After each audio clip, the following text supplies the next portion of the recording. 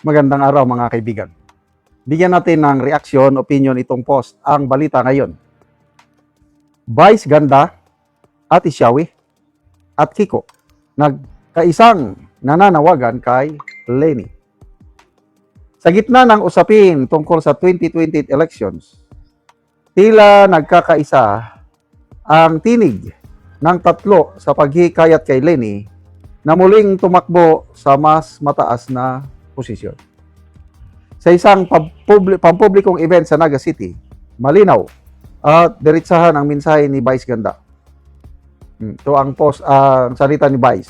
Ikaw ang puso namin, ikaw ang aming pag-asa. Okay.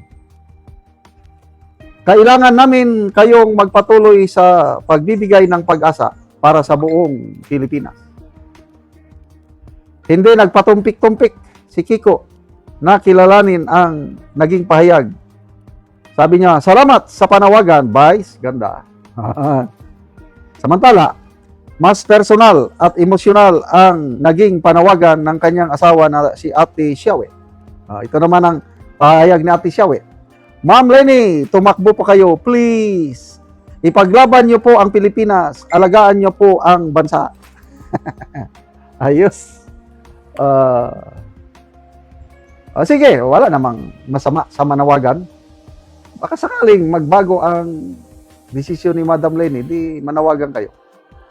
But, anong chances, posibilidad na magbago ang stand ni Madam Lenny sa panawagan nitong tatlo? How influential are they sa political na desisyon ni Madam Lenny? Kiko Pangilinan, Vice President, running Vice President niya last presidential election 2022. I don't think so. It does not. So, opinion ko, hindi masyadong malaki ang epekto niya kay Madam Lenny. Ganon din si Shawi. Ganon din si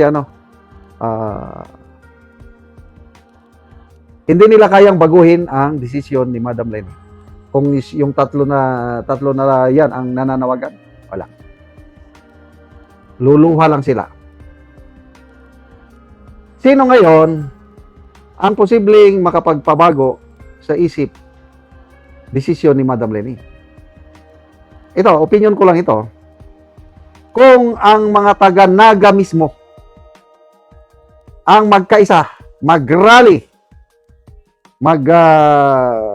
pirma ng petisyon urging the beloved mayor to run for president, malaking bagay yan. Kasi nga, ang rason ni Madam Lenny na ayaw niyang tatakbong presidente sa 2028 dahil gusto niyang mag-focus yung nasimulan niya sa Naga City, halos kakaunti, sabi niya, gusto ko pang tapusin. Which to me is the right thing to do. Kaya, saludo ako kay Madam Lenny, hindi siya kapit tuko sa posisyon. Kasi malakas yung rating niya. May pag-asa siya. Compare mo kay Risa, kay Bam Aquino, malayo. Mas lamang talaga si Madam Lenny. Lang tama yung kung saan siya mas nakakatulong, doon siya. Siguradong panalo siya sa Naga. Ang tunay na panalo ito are the constituents of Naga na kailangan nila ng good governance. And I believe, hindi naman perfecto si Madam Lenny. Kailang yung pagiging mayor niya sa Naga City, she will become a good mayor. Kagaya ng mga Duterte sa Davao, good ang performance nila dyan, napaunlad nilang Davao. Kaya kung magtatagal si Madam Lenny sa Naga, mapapaunlad din niya ang Naga sa aking pananaw. Kaya dyan siya pagpapatuloy. Ngayon, kung yung mga tao na gusto niyang tulungan, sila na ang mag-push kay Madam Lenny, say, signature. Millions. I don't know kung ilan ba ang voting population ng Naga City. Hindi ko alam.